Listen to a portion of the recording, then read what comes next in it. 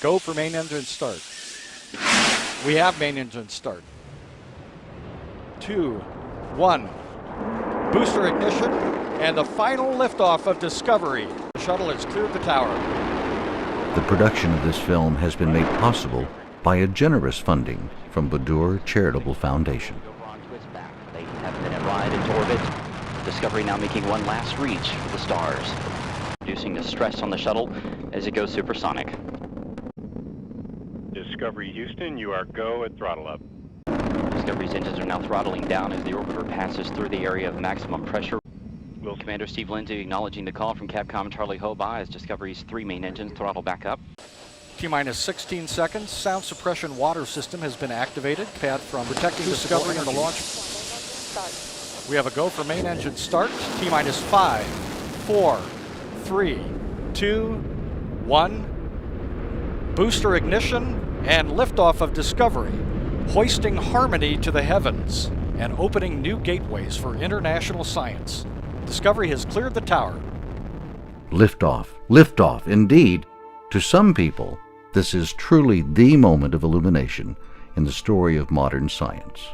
A full-rounded, four-dimensional moment that triggered into an almost totally new dimension man's age-old quest for answers to a few existential questions. Where did we come from? How did this happen? And what is our destiny? Questions among many that persistently preoccupied our human race since time immemorial. Ancient myths, created by that quest, were the outcome of many a civilization. Philosophers and early scientists, driven by human curiosity centuries ago, have had their fair share of search and research. When darkness reigned, even before the advent of the Middle Ages, those mind expeditions were destined to gain new ground. For a few centuries, a remarkable contribution was made to the birth of modern age. But when the torch was about to die out, a few courageous men had ultimately managed, against all odds, to pick up the torch, and eventually the pursuit for scientific answers acquired a new momentum. And over the last 100 years, man's quantum leap into almost all realms of knowledge has caused a close encounter to happen for the first time on another world. Okay, engine stop. We copy you down, Eagle. Tranquility Base here. The Eagle has landed. One small step for man, one giant leap for mankind.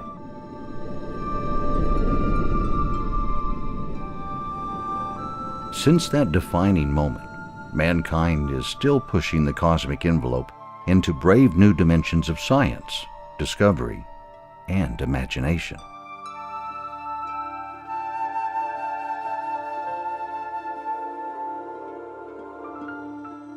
A free leap into space in an artist's impression seems almost the only gateway to the heavens, a driving force behind man's burning desire to fly out and away, to see and know his place in the universe.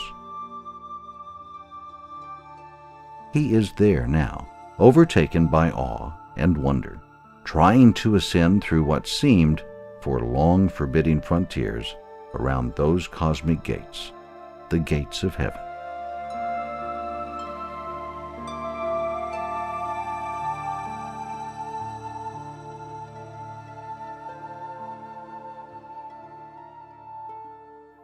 If we were to open for them a gate into heaven, and they proceeded to ascend through it, they would say, "Our eyes have been bedazzled.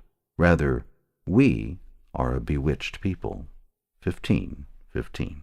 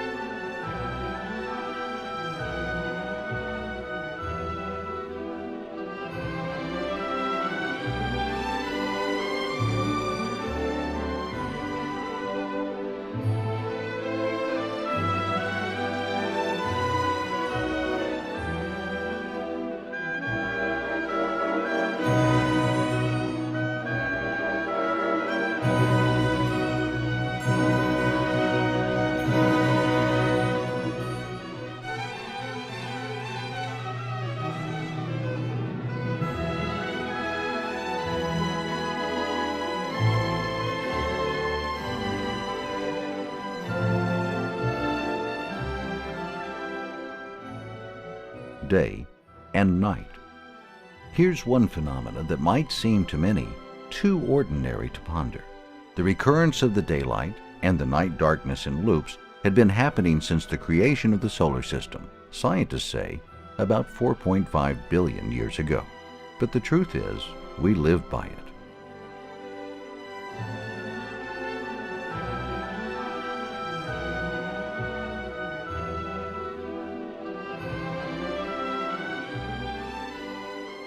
To an enlightened astronomer of old who identifies a daytime as the period a planet takes to complete one rotation about its axis, the Qur'an's indication to the creation of a day and night, following each other in an interchanging pattern, will seem to be an interesting argument.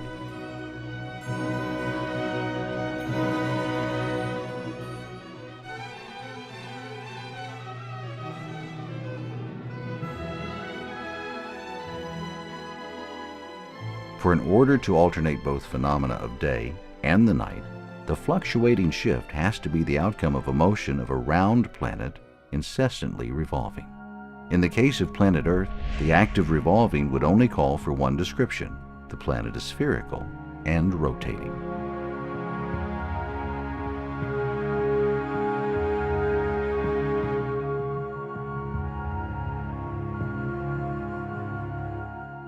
The concept of spherical Earth had been a subject for conjecture by ancient civilizations. Early 6th century BC Greek philosophers alluded to a spherical Earth, though with some ambiguity.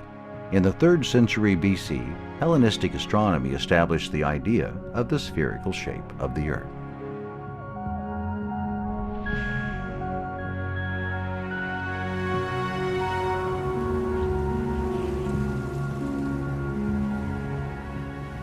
A practical demonstration of Earth's roundness was achieved by Magellan's circumnavigation of the world, a grueling journey that took him about 2 years, from 1519 to 1521, and finally cost the Portuguese sailor his life.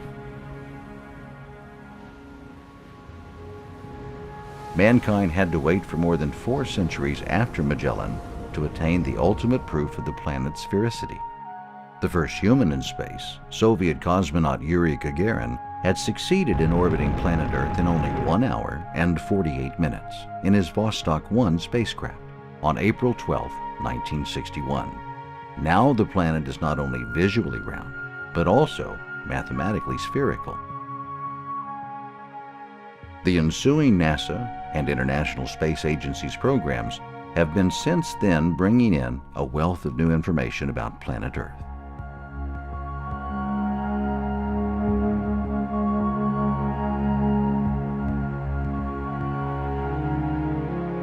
Geocentric ideas had dominated astronomical thinking for about 1,500 years, since Ptolemy of Alexandria's astronomical treatise, Almagest, got authored in the 1st century AD. Ptolemy's model, like those of his predecessors, was almost universally accepted until the appearance of simpler heliocentric model during the scientific revolution.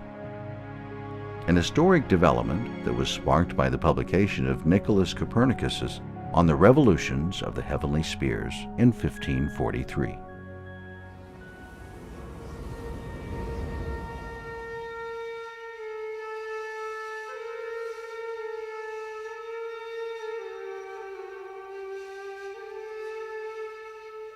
In her 2002 remarkable book, The Ornament of the World, Spanish scholar Maria Rosa Minocal points out that the invaluable contribution of Muslim scholars to various scientific disciplines, including astronomy, in medieval Spain for nearly 700 years, has largely been overlooked or obscured in many Western circles.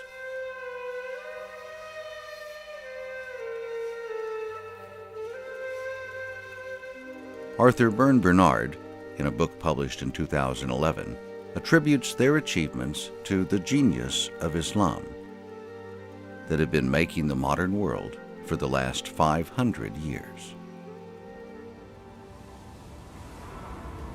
Inspired by verses from the Qur'an, like these from the prophets and Yasin chapters, a number of Muslim medieval astronomers had devoted a great deal of observation and scholarly work to finally confirm the heliocentric model.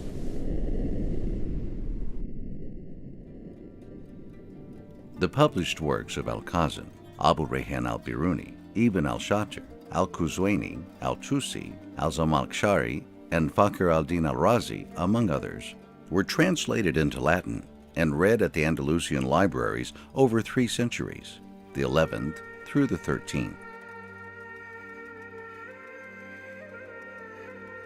Thus preceding Copernicus by at least 200 years. In his major work, Al-Tafsir al-Kabir, published around 1179, author Fakhr al-Din al-Razi defends the concept of heliocentrism with a major difference, that the sun is not mentioned as a static object or as a center of the universe. Even though the earth is described as a bed in one verse, in another it is portrayed as a sphere, he wrote. Spherical earth is revolving around the sun. If questioned, how do people and objects maintain their balance on the earth if the earth, as a sphere, is revolving around the sun? My answer will be that the earth is such a huge sphere where flat surfaces are in abundance.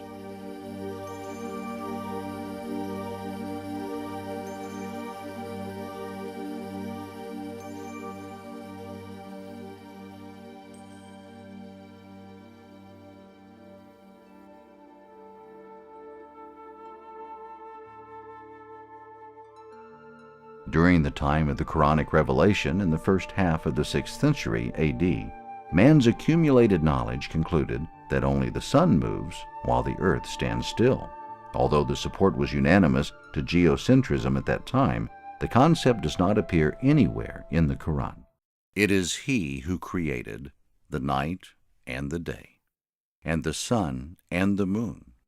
All the celestial bodies rotate, swimming along, each in its ordained orbit. Verse 33, the Prophet's chapter. The Quran states more than once that all heavenly bodies perpetually move in preordained orbits. And the sun runs its course, for a period determined for it, that is the decree of Him, the exalted in might, the all-knowing. And the moon we have measured for it mansions to traverse, till it returns, like the old and withered lower part of a date stalk. It is not permitted to the sun to catch up the moon, nor can the night outstrip the day. Each, the sun and the moon, just swims along in its own orbit according to the law. Verses 38, 39, and 40. Yasin chapter. Opposition to heliocentrism was staunchly formidable on all levels until the first half of the 17th century.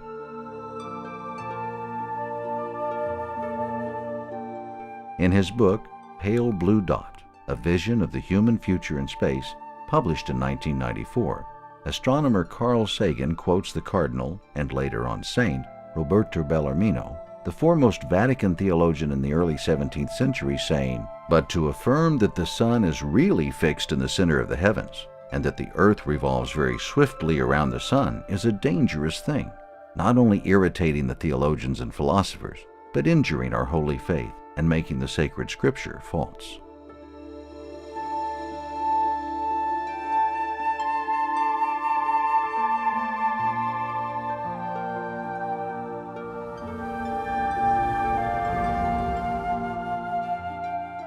No wonder Bellarmino was the one who presided over the court that tried Galileo for his blasphemous belief in heliocentrism,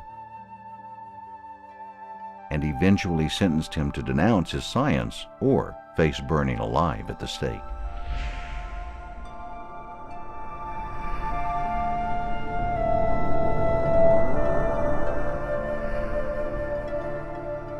Galileo had to repent in public before being forced to house arrest until his demise in 1642.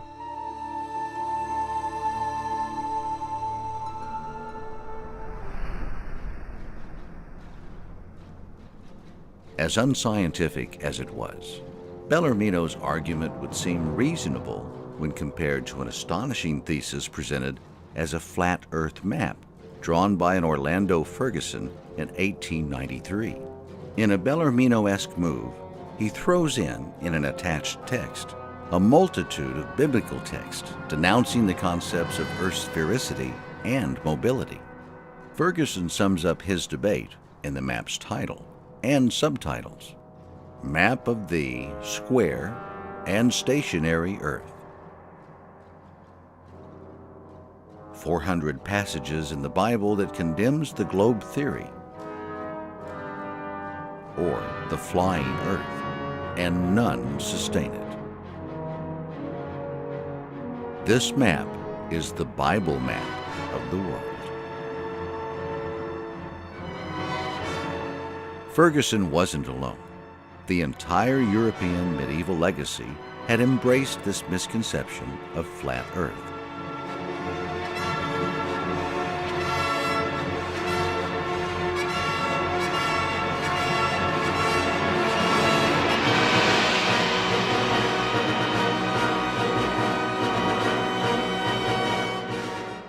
Although this error has had no currency in historical scholarship since at least 1920.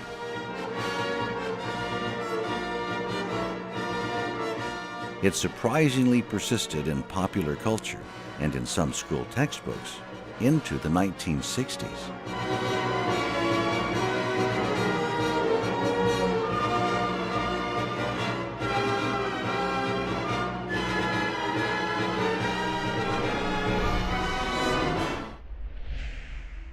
The Qur'an, revealed 14 centuries ago, stresses in full harmony with modern astronomy both the sphericity and mobility of the Earth, the Sun, the Moon, and all heavenly bodies rotating in ordained orbits.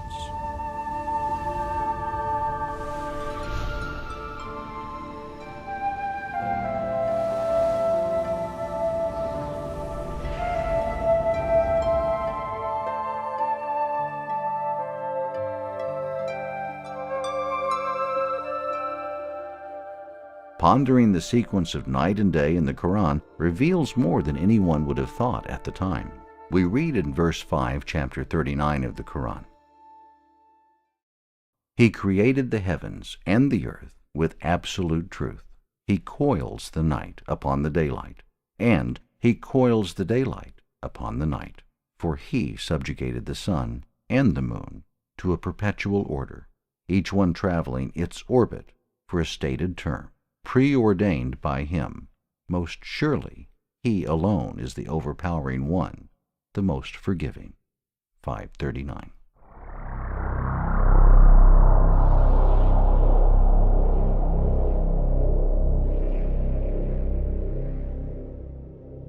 The Quranic Arabic word Youkawwer, in the present participle mode, translated here to coil, means making a ball-shaped object. The noun kora means a ball. Hence, a ball-shaped earth structure was made clear to the yesterday's reader of the Qur'an as it is today.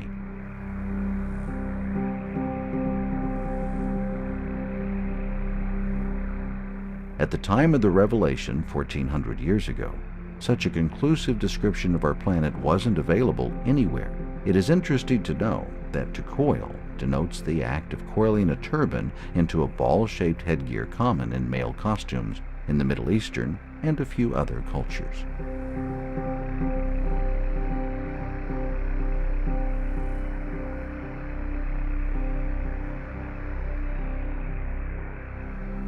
Winding the night and the daytime into loops is an act of permanent coiling of light around the planet.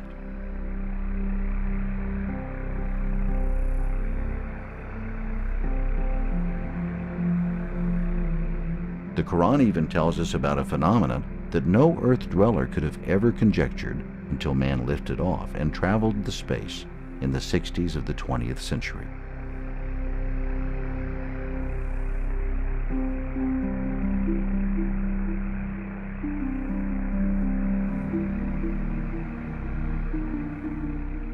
God takes an oath in verse 40, chapter 70. that reveals the simultaneous occurrence of multiple sunrises and sunsets on Earth. I do swear by the Lord of all sunrises and of all sunsets that truly we are all able. 4070. Only a viewer from space can confirm that. Astronaut Jose Hernandez was a crew member in the August 28, 2009 Space Shuttle Discovery STS-128 mission to the International Space Station.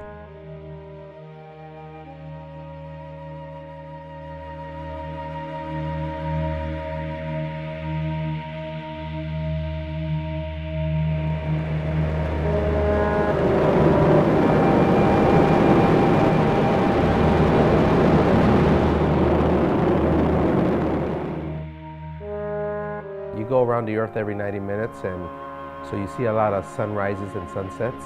You don't go around the same place of Earth because it's rotating as you go around it. Furthermore, the climate, the clouds are changing.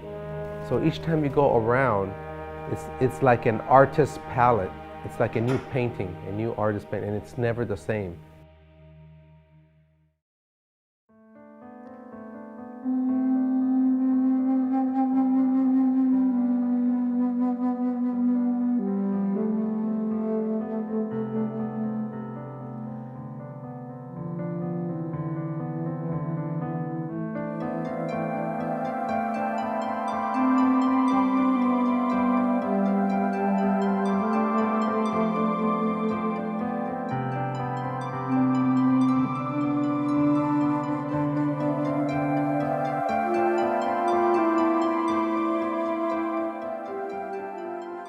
So you never get tired of going around the Earth and looking outside because the picture is always different, and it's so beautiful. The motions of the sun and the moon are indicated more than once in the Qur'an, a controlled pattern in absolute harmony. In verse 40, chapter 36, we read, "It is not for the sun to overtake the moon, nor for the darkness of the night to outstrip the daylight. For each within a course is orbiting through the spheres as preordained." I feel that those signs probably weren't understood when the Qur'an was revealed, and that's why a lot of the scholarly work then was on the other meanings of the Qur'an and the interpretation of those meanings. And these verses that we're discovering now were a mystery, by and large. The original Arabic word for orbiting in the verse would read swimming in orbit, a sensational overtone of floating in graceful motion. One could now listen to astrophysicist Geoffrey Marcy describing the solar system in his own words. "They're all in the same plane. We're all going around in the same direction. It's perfect, you know. It's gorgeous. It's almost uncanny."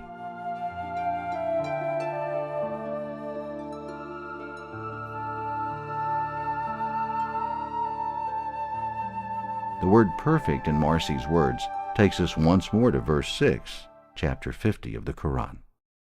"Have they not looked thoroughly at the heaven above them to see how perfectly we built it and adorned it? Nor has it even a single flaw."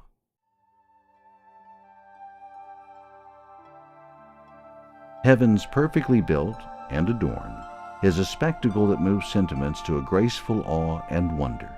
More importantly, it calls for searching for the great designer of this magnificent architecture.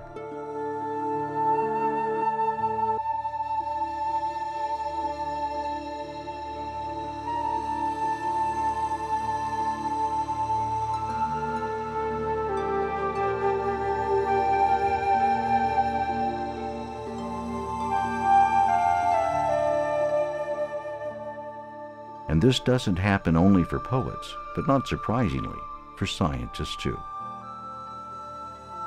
Physicist Michio Kaku reminisces about Einstein's reaction to that perfection.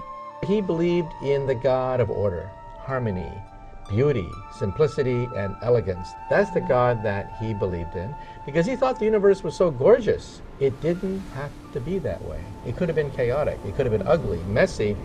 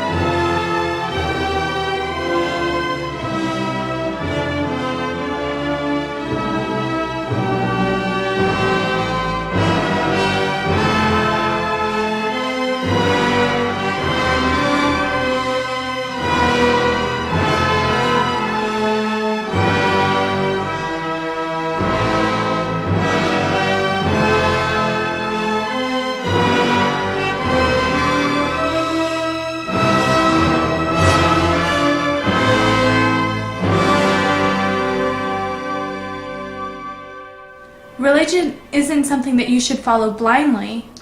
If you have questions, you need to do research and find the answers. It is the uncorrupted way to worship God. So I hope that, inshallah, you will find my webpage helpful. So, assalamu alaikum wa rahmatullahi wa barakatuh, and peace be on you.